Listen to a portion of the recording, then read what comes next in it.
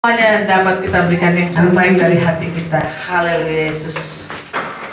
Haleluya Yesus. Bapa kami yang baik Tuhan, kami selalu mengucap syukur buat segala berkat dan karya-karya-Mu Tuhan, yang terus luar biasa terjadi, yang terbaik dan terindah di dalam kehidupan kami Tuhan. Kami percaya penyertaan-Mu selalu luar biasa dan sempurna Tuhan, baik untuk orang tua kami, untuk suami, untuk istri dan anak-anak kami semuanya Tuhan. Kami percaya Tuhan, kasih kuasa-Mu Tuhan, terus Tuhan, dahsyat dan luar biasa. Kau Bapa yang setia, Kau Bapa yang baik Tuhan. Kau terus pulihkan segala kekurangan kami, dan Kau terus tambahkan Tuhan. Terima kasih Tuhan Yesus, inilah hati kami. Kami bawa pada pagi hari ini Tuhan. Biarlah Kau bekerja di dalam hidup kami, di dalam ibadah yang Kau sediakan pada pagi hari. Kami percaya Tuhan, setiap sudut ruangan ini Tuhan dipenuhi oleh roh kemuliaan daripada Engkau Tuhan. Api yang selalu membara Tuhan, membuat kami terus semangat untuk memberikan penyembahan dan pujian yang terbaik Tuhan. Pada pagi hari ini kami percaya Tuhan, Engkau hadir di tengah-tengah kami, dan Engkau selalu bersama dengan kami Tuhan. Terima kasih Tuhan. Oh ya Rabba Syukara, oh ya Rabba ya. Oh ya Rabba Syukara, oh ya Rabba ya. Oh haleluya. Oh ya syukur Tuhan.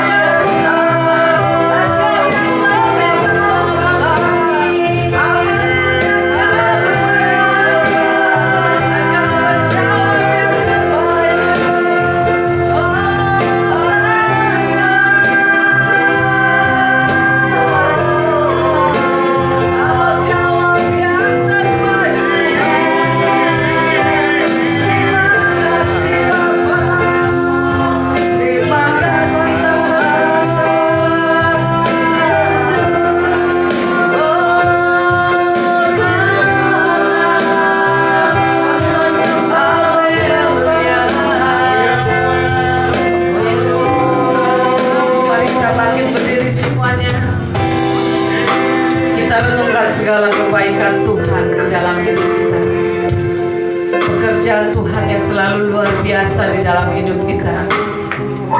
Memang kita terkadang merasakan menyedihkan, menyenangkan, apapun yang kita rasakan. Kita percaya itulah proses kehidupan yang menjadikan kita kuat semuanya. Kita renungkan segala kebaikan yang Tuhan berikan. Karena Tuhan tahu segalanya. Apa yang kita pikirkan, apa yang kita renungkan, Tuhan tahu semuanya. Tuhan sedang bekerja, Tuhan sedang melawat kita pada pagi hari. Jangan keraskan hati, lembutkan hati kita. Seperti Tuhan selalu mempunyai kasih yang luar biasa di dalam hidup kita. Jangan ragukan segala kebesaran Tuhan. Tuhan berkuasa atas hidup kita. Tuhan juga yang akan menyempurnakan segala kekurangan kita.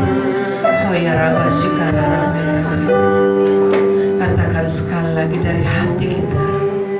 Kau lebih tahu yang terbaik bagiku.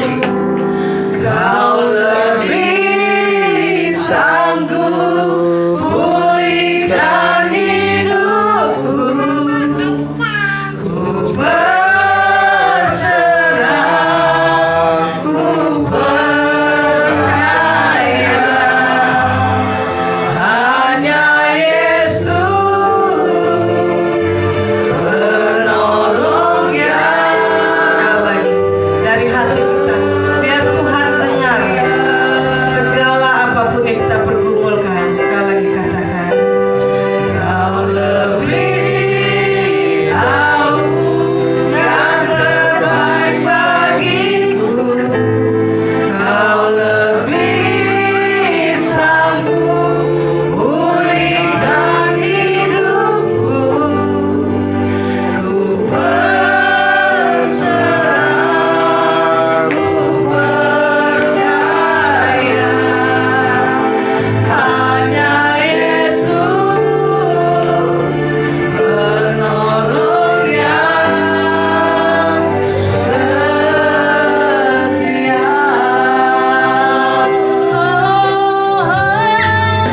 Kau lebih tahu yang terbaik bagiku. Kau lebih sanggup pulihkan hidupku. Ku berserah, ku percaya hanya Yesus penolong yang setia. Hanya siapa saudara-saudara? Hanya Yesus penolong yang setia. Sekali lagi kita katakan, hanya Yesus penolong yang setia.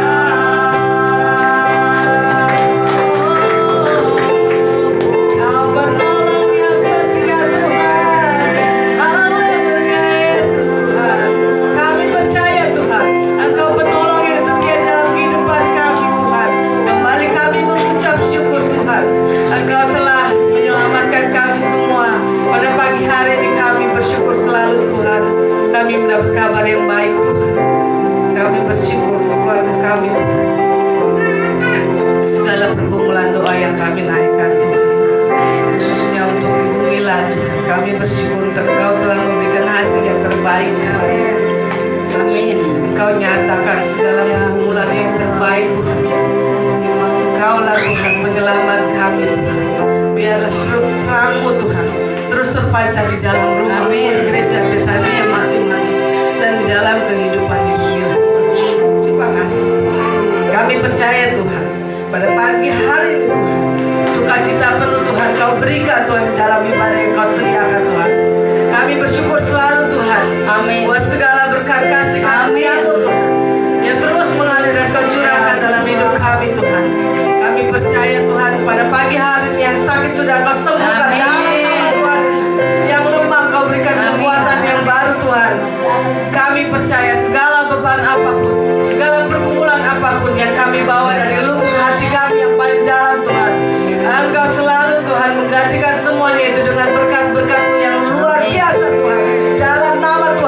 kami percaya Tuhan. Kami mau bersuka cita pada pagi hari ini Tuhan. Kami mau memuji nama-Mu, memuliakan nama-Mu Tuhan, dengan segala syukur Tuhan yang Kau berikan bagi kami Tuhan. Terima kasih Tuhan Yesus, bagi kita yang selalu diberkati. Sama-sama katakan amin. Haleluya. Terima kasih. Terus ketekan Yesus berkasih-Mu. Amin. Yesus harapan jiwaku. Haleluya. Kita pujakan Tuhan. Amin.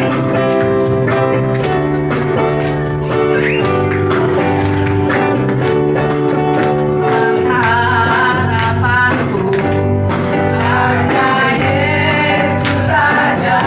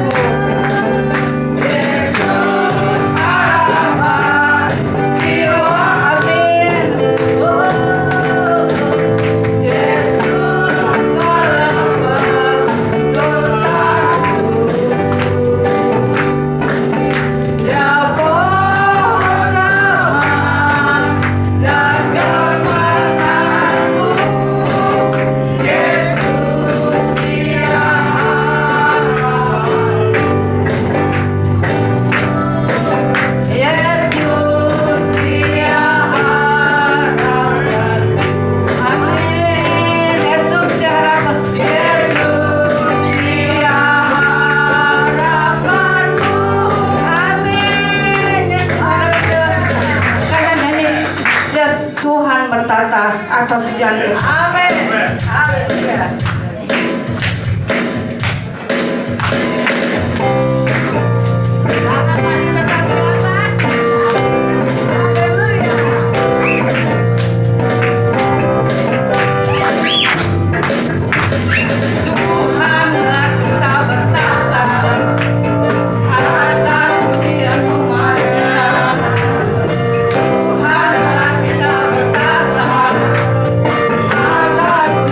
Tuhan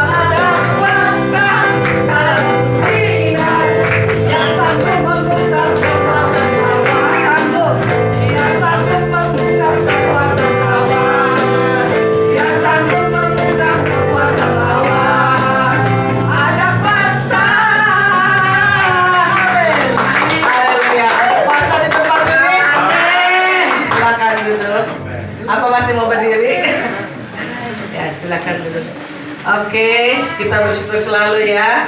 Hari ini ada keluarga baru datang, pengantin baru ya.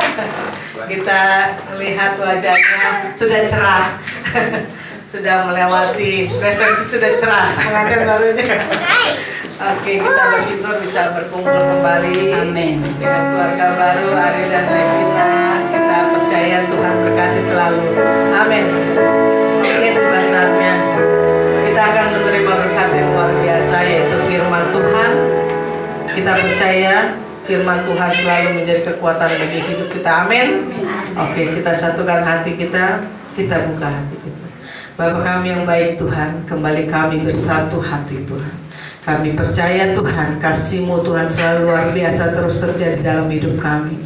Khususnya siang hari ini, berkat yang luar biasa Tuhan selalu Kau sediakan bagi kami. Lewat firman-Mu Tuhan yang akan ditaburkan oleh Bapak Pendeta Yohanes Philip Panjaitan Tuhan. Kami percaya Tuhan, apapun yang diperkatakan Tuhan, semuanya sesuai dengan firman-Mu dan kemauan-Mu Tuhan. Kami percaya Tuhan, Kau pakai terus hamba-Mu ini lebih luar biasa Tuhan, untuk selalu memuliakan nama-Mu dan selalu menjadi kebanggaan-Mu Tuhan. Terima kasih Tuhan, kami percaya berkat-Mu juga tercurah untuk keluarga besar ya Tuhan, dengan berkat yang berkelimpahan. Terima kasih Tuhan. Kami percaya firman-Mu selalu menerangi kehidupan kami semuanya Tuhan. Dan kami mau menjadi pelaku-pelaku firman-Mu yang luar biasa Tuhan. Terima kasih untuk seluruh cinta yang Kau berikan di dalam hidup kami Tuhan. Terima kasih Tuhan Yesus. Terima kasih Tuhan Yesus. Haleluya. Mari kita naikkan satu lagu. Lagu cinta untuk Tuhan. Haleluya.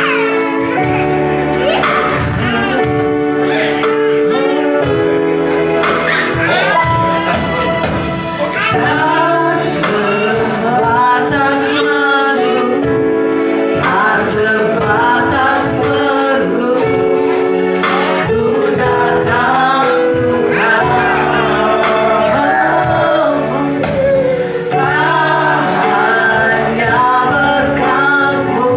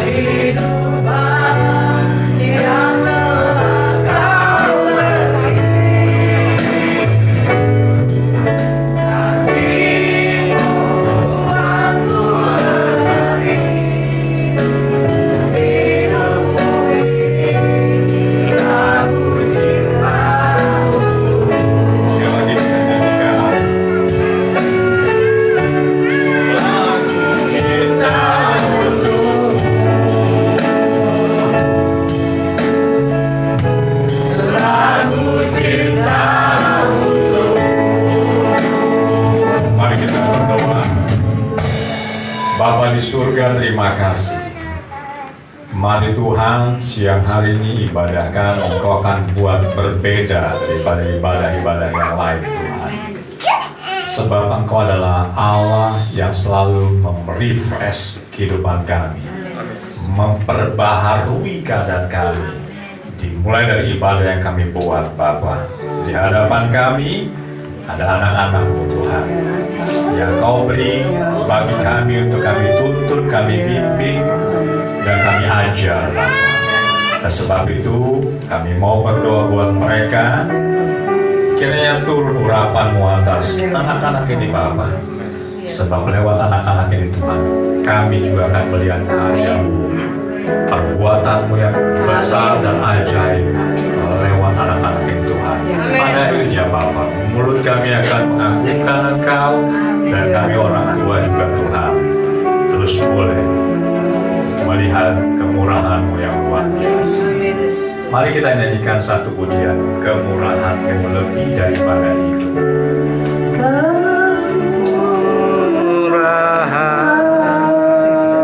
Sambil suara dulu coba, musiknya itu coba, nggak apa-apa.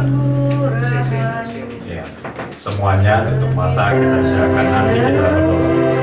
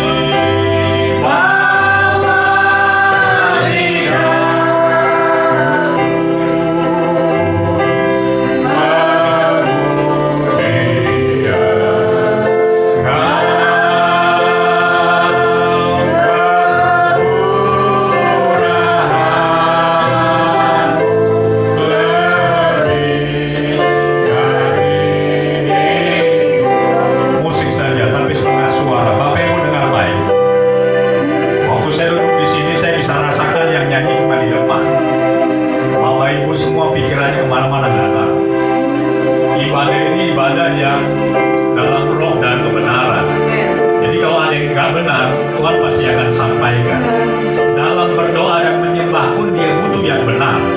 Saya ulang, dalam doa dan menyembah pada Tuhan, dia juga butuh orang yang benar dalam menyembah. Amin. Jadi saya ingin kita semuanya di dalam hadirat Tuhan yang luar biasa ini menyembahlah dengan baik. Oke, coba yang agak padat bisa maju ke depan. Isi aja bangku yang kosong supaya kita agak longgar dalam berdoa. Tidak mungkin bisa pindah ke sini, gak apa-apa. Mari, saya ingin ajak kita semuanya, ya, berdoa, tutup mata, renungkan kebaikan Tuhan, bukan merenungkan persoalan kita. Renungkan aja kebaikan Tuhan. Kalau kau sudah menyembah, pikirkan kebaikan Tuhan di sepanjang minggu ini. Apa yang Tuhan sudah buat di dalam kehidupan kita. Supaya kau datang ke gereja bukan karena rutinitas. Saya bisa rasakan bagaimana kebekuan di dalam berdoa menyembah kita. Di depan yang sibuk menyembah, di depan yang sibuk, ayo kita menyembah. Tapi jemaat yang lagi sibuk pikirin kemana-mana. Tutup mata sekarang. Tutup mata. Tutup mata. Tutup mata. Baik. Renungkan firman Tuhan, renungkan kebaikan Tuhan. Jangan persoalannya, ya, jangan persoalannya. Tuhanmu lebih besar daripada persoalan. Tuhanmu lebih besar. Kalau persoalan itu sudah seminggu, 2 minggu, 2 bulan, 3 bulan belum selesai, sebentar buat Tuhan. Sangat sebentar buat Tuhan. Tapi yang membuat lama kadang-kadang kita sendiri, karena kita tidak paham hati Tuhan. Kita tidak tahu apa maunya Tuhan. Berdoa dalam hati Tuhan, bebaskan hatimu. Bebaskan hatimu sekarang. Bapa, bebaskan setiap kami. Segala roh yang mencekam dalam hati pikiran umatmu, yang pada akhirnya menyulitkan mereka memahami firman Tuhan. Hari ini hamba-Mu datang dengan otoritas kewibawaan Allah. Segala bentuk tekanan, ikatan, pressure, apapun kami hancurkan di dalam nama Yesus. Dalam nama Yesus, bebas. Bawa hati umat milik Tuhan betul-betul bisa merasakan kebaikan Tuhan, lawatan Tuhan, harapan Tuhan dalam nama Yesus. Sehingga ibadah ini berbeda, Bapak.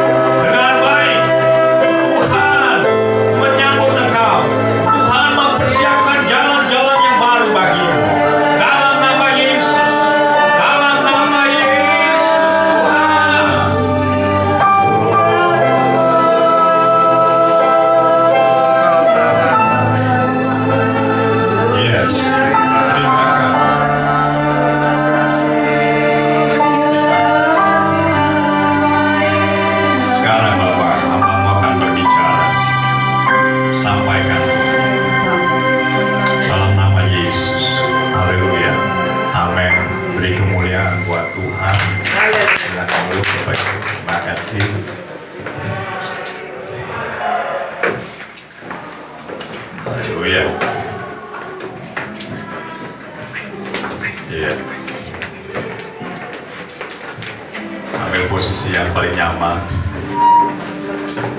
yang paling enak. Amin, Bapak Ibu. Ya, supaya kita bisa terus ada dalam hadirat Tuhan. Amin. Amin. Alkitab bilang 2-3 orang berhimpun atas namaku, dia hadir. Ya, Tuhan itu hadir. Oke, kenapa dia mau hadir?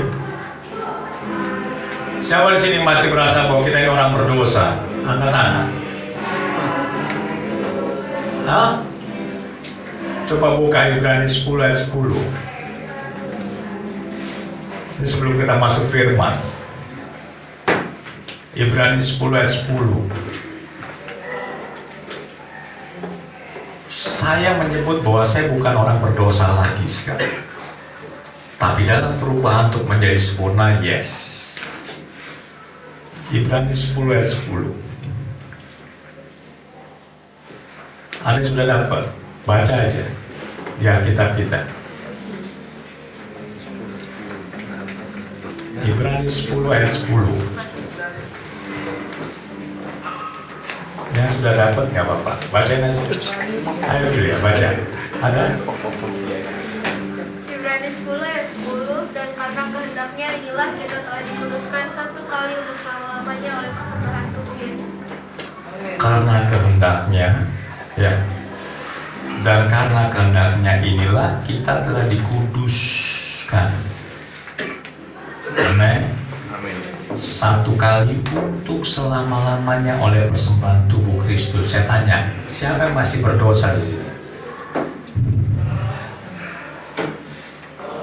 Halo, siapa yang masih berdosa di sini? Itu sebabnya kalau kita ibadah, bawa pemahaman kita yang benar. Makanya saya terasa tadi kita menyembah sebagai orang yang berdosa terus. Enggak, ini ayatnya. Karena kehendaknya satu kali selama-lamanya. Amin. Amin. Tapi Pak, saya kadang-kadang masih suka marah. Itu proses.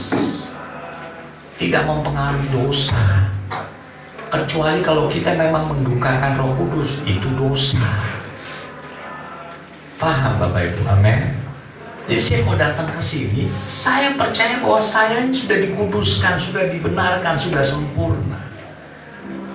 Jangan pernah anggap setiap apapun yang kita lakukan buat Tuhan tuh nggak sempurna. Kalau kita berdosa sekarang ini nggak diterima Tuhan kok, tolak. Betul nggak? Karena Dia memutuskan kita satu kali untuk selama. Jadi kami punya pemahaman, waktu kita berdoa, berdoalah. Kalaupun ada kesalahan-kesalahan yang kita buat, tinggal Tuhan minta ampun. Mungkin saya marah, emosi, apa, ngomong aja sama Tuhan, ngaku. Pengakuan itu penting, tapi tidak mempengaruhi terhadap apa yang sudah Tuhan buat dalam kehidupan kita. Paham? Paham Bapak Ibu? Nah, tiap kali kita berdoa dosa. Nanti dosa benar. Gak gitu pemahaman kita. Satu kali selama-lamanya. Amin. Amin. Ada amin. Oke ya, sekarang kita belajar. Coba buka sama saya. Ibrani 12 ayat 1. Ibrani 12 ayat yang pertama. Ibrani 12 ayat yang pertama.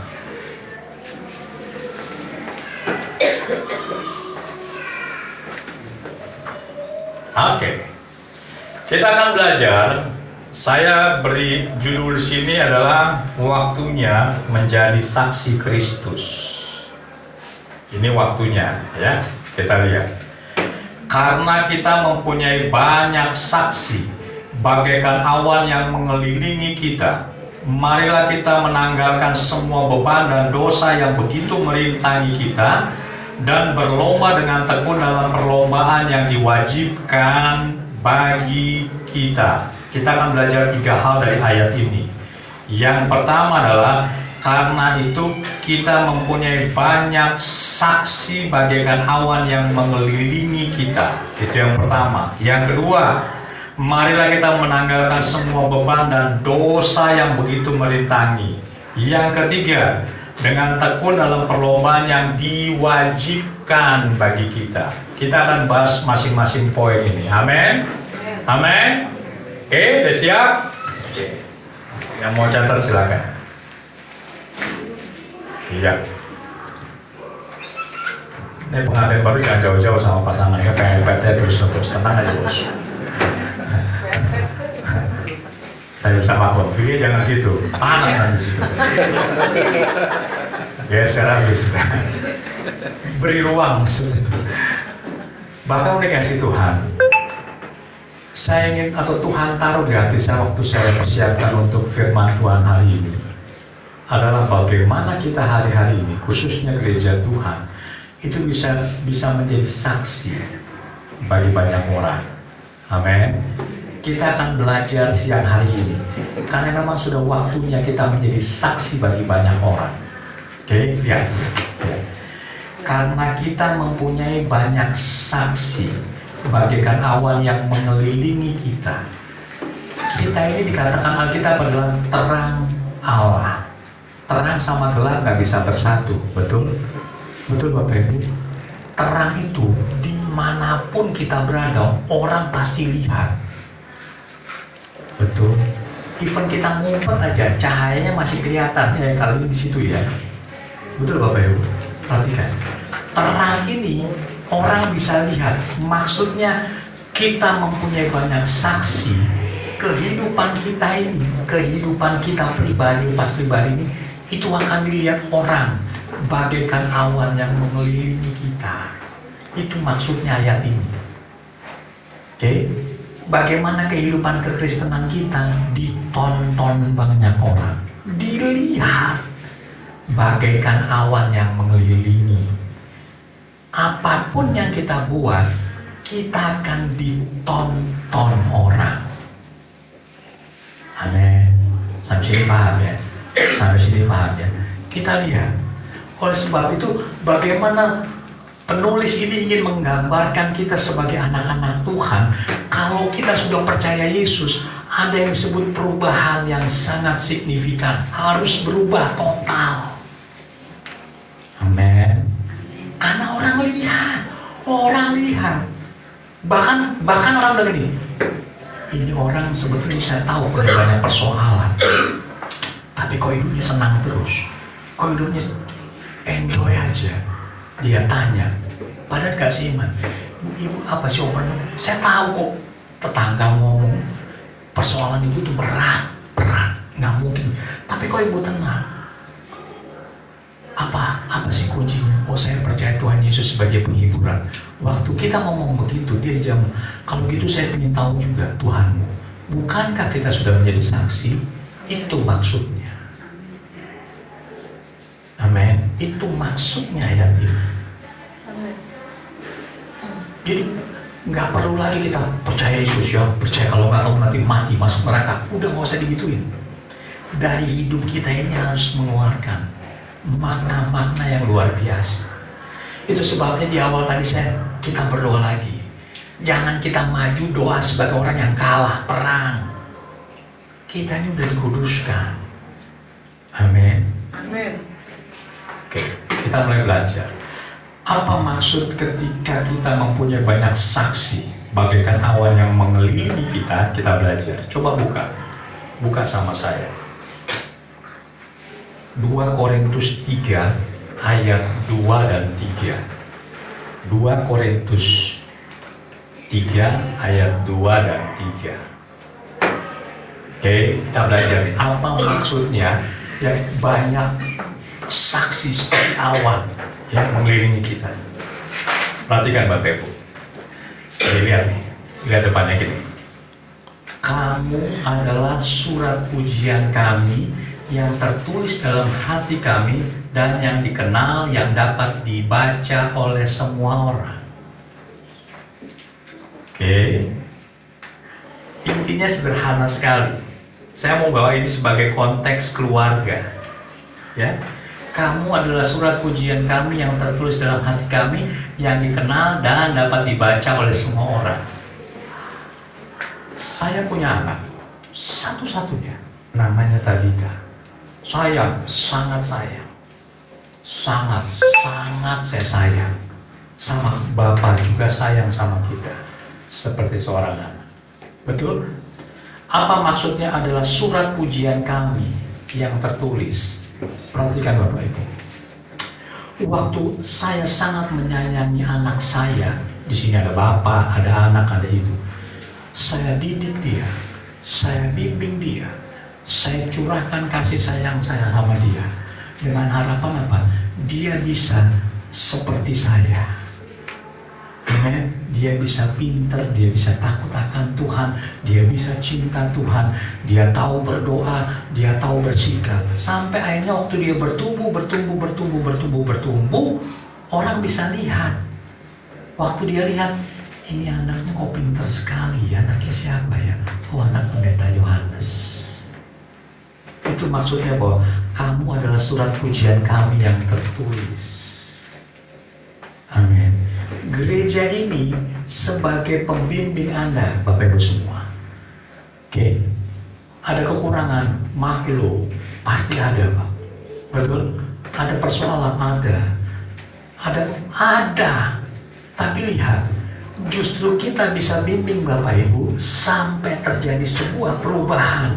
Dan perubahan itulah yang menyenangkan hati saya sebagai pengkhotbah salah satunya di tempat ini. Paham Bapak Ibu? Saya nggak lelah setiap bulan dijadwal ke sini. Saya nggak lelah. Dengan harapan apa? Waktu orang lain akan lihat, wih, luar biasa perubahan jemaat di tempat ini. Pak Ernest tahunya dari mana? Nggak usah diceritain. Tempat ini akan penuh sesak dengan jiwa-jiwa. Dari mana? Nggak perlu disaksikan, nggak perlu. Tapi dari hidup kita ini dikatakan ini seperti surat pujian yang tertulis dalam hati kami. Saya cinta banget dengan ayat ini. Jadi kalau saya didik anak saya sedang mencatat sesuatu di dalam kehidupannya, supaya kelak catatan itu akan dia praktekkan ke banyak orang, sehingga orang lain akan lihat, wow, ini anaknya Yohanes. Dan itu menjadi pujian yang menyenangkan hati saya. Amin. Ada amin? Enggak ada amin? Kapan pujian itu akan diberikan kepada kita? Perhatikan. Waktu Bapak Ibu mulai berubah, ada satu perubahan yang luar biasa. Itu sudah sangat menyenangkan setiap pembicara yang ada di sini. Itu akan menyenangkan setiap orang tua yang punya anaknya. Kalau kita nasihati, pelan-pelan dia mengalami perubahan. Senang nggak Bapak kita? Pasti senang. Pasti dia senang. Bahasanya keren. Kamu tuh surat pujian bagi kami. Maksudnya apa jadinya? Waktu kita dibimbing di gereja ini, Bapak Ibu dipulihkan, Bapak Ibu mengalami perubahan, Bapak Ibu diberkati dengan luar biasa, Bapak Ibu mengalami banyak hal. Orang lain akan lihat itu hasil didikan jemaat gereja Immanuel. Maksud ayat ini. Amin. Tapi jadi salah. Anda sudah ada di sini, dibimbing di gereja ini, tapi tidak mengalami perubahan. Siapa yang salah? Itu maksudnya mari kita belajar untuk yuk kita berubah. Nggak susah. Bapak Ibu, saya baru ngerti. Dalam hati kita ini masing-masing sebetulnya butuh yang namanya pujian, betul nggak? Bapak kalau mau, kamu istriku yang paling cantik, langsung gimana gitu kan? Kita ini sebetulnya butuh pujian.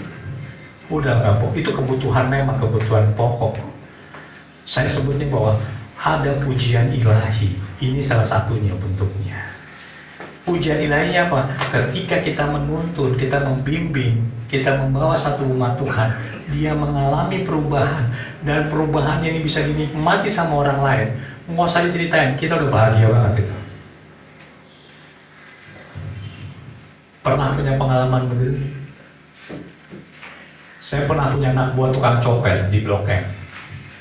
Copet tamat SMP. Waktu saya bekerja, dia bekerja. Akhirnya dia mau dibawa saya sebagai tim saya. Dengan catatan, lu bertobat lo ya. Karena saya bisa dibawa-bawa nanti. Tukang copet. Dari dia saya tahu ilmu mencopet. Dari tahu nggak Pak, mencopet itu sederhana. Kok bisa? Manusia itu dalam 24 jam pasti ada titik lengahnya dan lemahnya. Itu yang diambil. Jadi kalau di tempat umum, di mall, jangan sampai kita lengah, dompet apa semuanya pegang baik-baik. Karena kita dimanfaatkan. Maling itu cuma lihat itu aja. Dia tahu persis. Tinggal waktu lengahnya seperti apa, mereka pelajari. Tapi di dalam setiap manusia pasti ada lengahnya. Itu yang diambil. Satu kali kami ada pergi ke PRJ, jalan-jalan melihat, tiba-tiba lagi sesuatu dikit, loh, HP-nya hilang. Istri saya, cepatnya luar biasa. Model begini susah kita. Tapi waktu dia di saya, dia bertobat. Nggak seimbang dengan saya. Dia bertobat. Sampai akhirnya dia punya prestasi di perusahaan itu. Saya bangga. Dia punya prestasi. Naik jadi supervisor, naik jadi asmen. Buat saya cukup proudly bangga, tapi tidak bisa.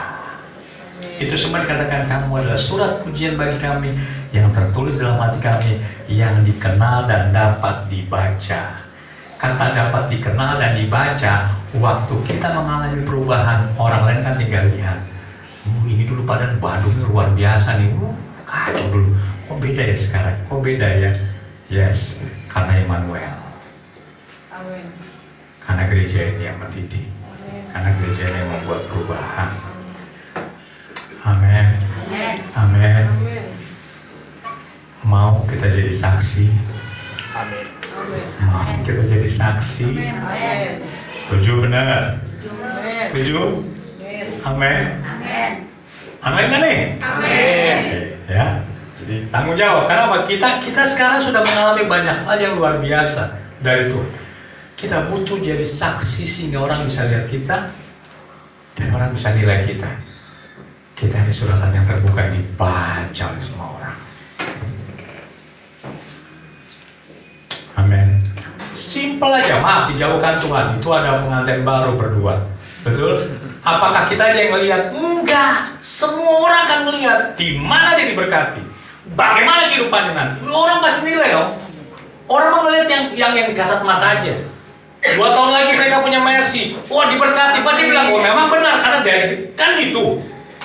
Betul kan? Ketika yang negatif terjadi, pasti yang dicari, kenapa dia bisa begini? Betul nggak sih? Anaknya nakal.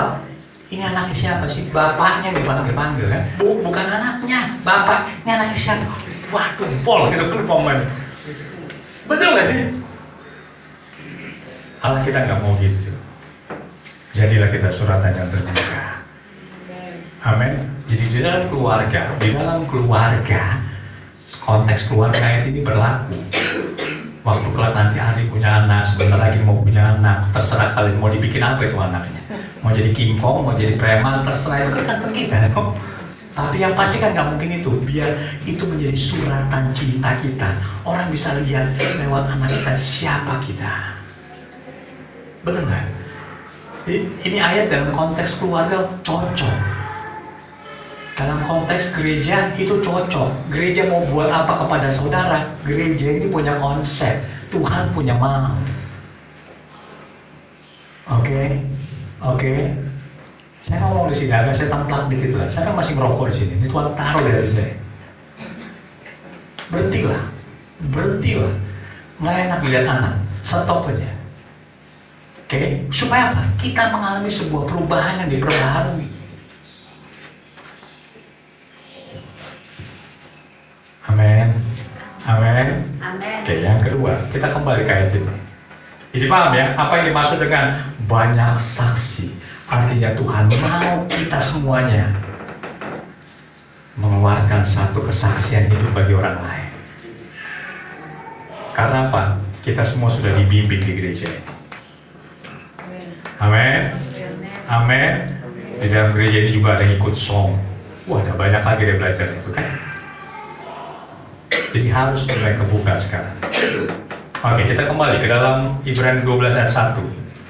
Yang kedua, dikatakan marilah kita menanggalkan semua dosa dan beban yang merintangi kita. Betul kan ayatnya bunyi begitu? Marilah kita menanggalkan semua beban dan dosa yang merintangi kita.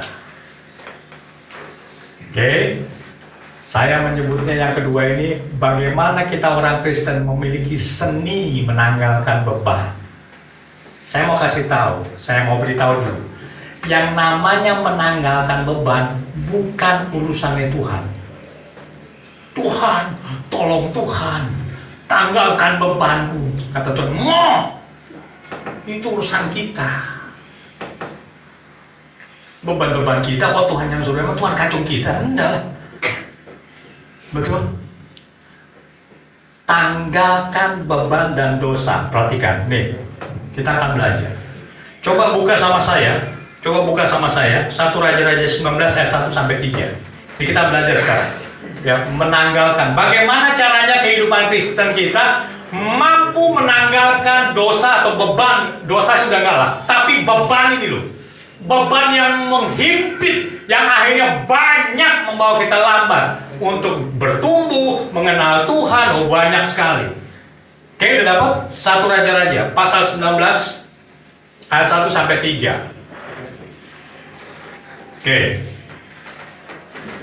Ini kisah bagus sekali. Kita akan belajar dari sini karena ini yang menjadi poin kita pada pagi siang ini ya. Ketika Ahab memberitahukan kepada Isabel segala yang dilakukan Elia dan perihal Elia membunuh semua nabi itu dengan pedang. Jadi satu kali bangsa Israel ini semua menjadi murtad. Karena apa? Rajanya yang sangat dipengaruhi istrinya semuanya menyembah berhala, Baal-Baal namanya. Kedengeran sama Elia yang seorang diri, dia tantang di Gunung Karmel. Ayo kita berangkat ke Gunung Karmel. 450 nabi-nabi berhadapan dengan satu orang namanya Elia. Dia bilang begini, dia bikin tumpukan batu mesbah, di atasnya ada sapi atau kerbau korban bakaran. Dia bilang gini, nih, kalau memang kamu Tuhanmu hebat, suruh turunkan api bakar ini korban.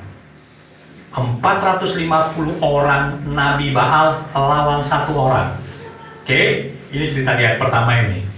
Sampai setengah hari mereka udah berdoa teriak-teriak, api turun, enggak turun, yang turun malah embun. Sama apa? Sama jigong. Karena 450 ngoceh semua. Enggak kebakar ini, enggak. Jigongnya aja yang full keluar gitu kan. Enggak habis. Sampai kata Elia diajak, mungkin dewamu lagi tidur.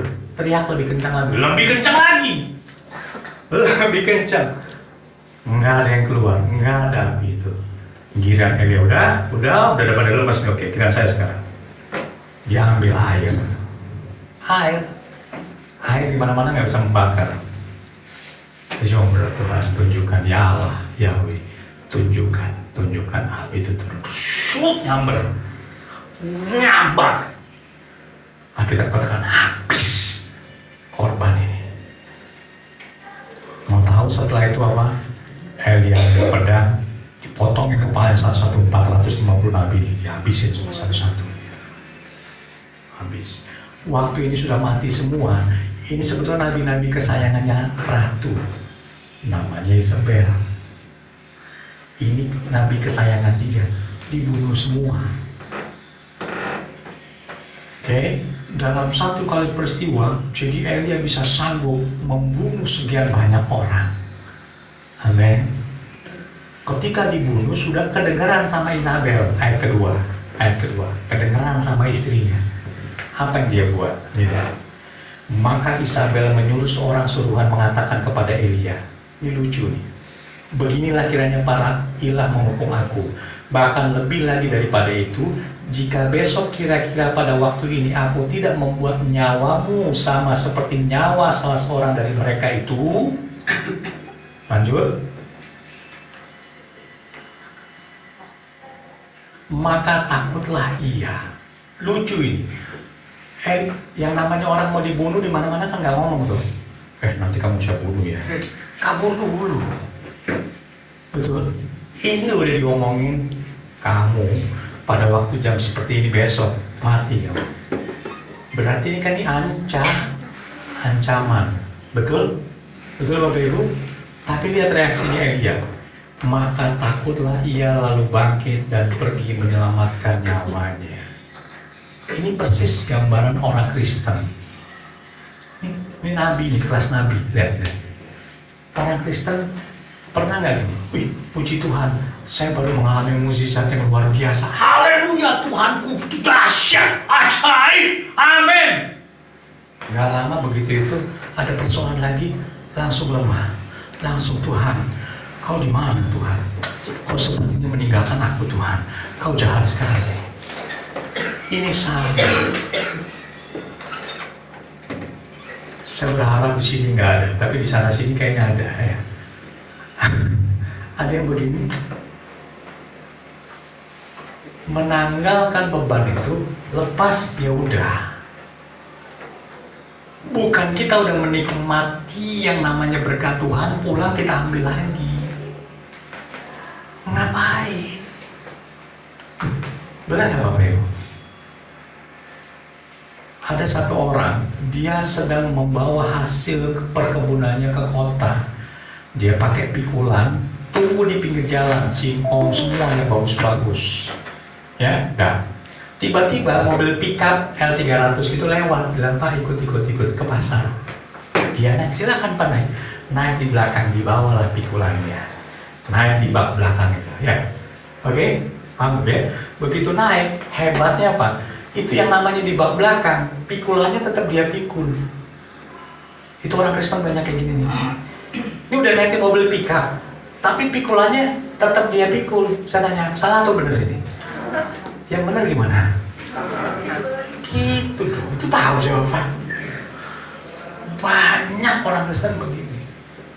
Yesus itu kayak semacam pickupnya, dia udah pikul semuanya, ngapain kita pikul lagi? Itu yang melelahkan kita. Itu yang membuat kita capek. Batin kita capek. Pada kata Tuhan, pikulah kuk yang kuberikan. Kuk yang kuberikan ringan adanya. Maksudnya apa? Tahu kuk kan? Ini kalau kerbau, dia ada dua. Satu sini, satu sana. Nih, dia. Satunya kita, yang satunya Yesus di sebelah kita. Itu yang membuat jadi enteng. Jadi tenang. Kita enggak apa-apa Tuhan Yesus. Biar saya semua yang pikul. Ngapain? Amin.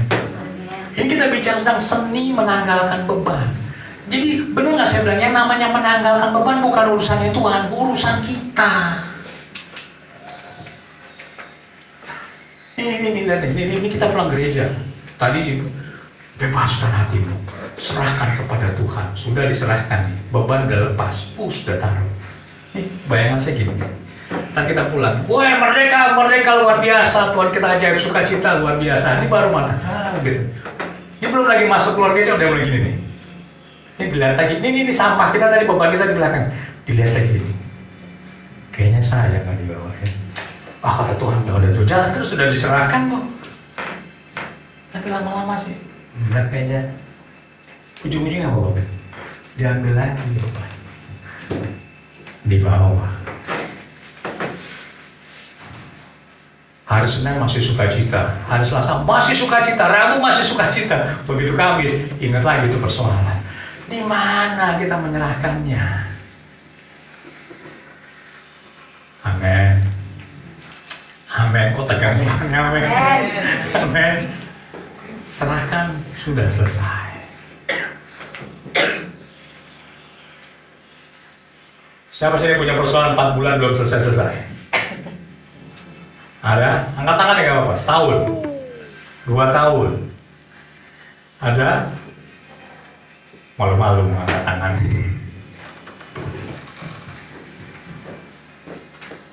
Mari kita menjadi Kristen yang dewasa.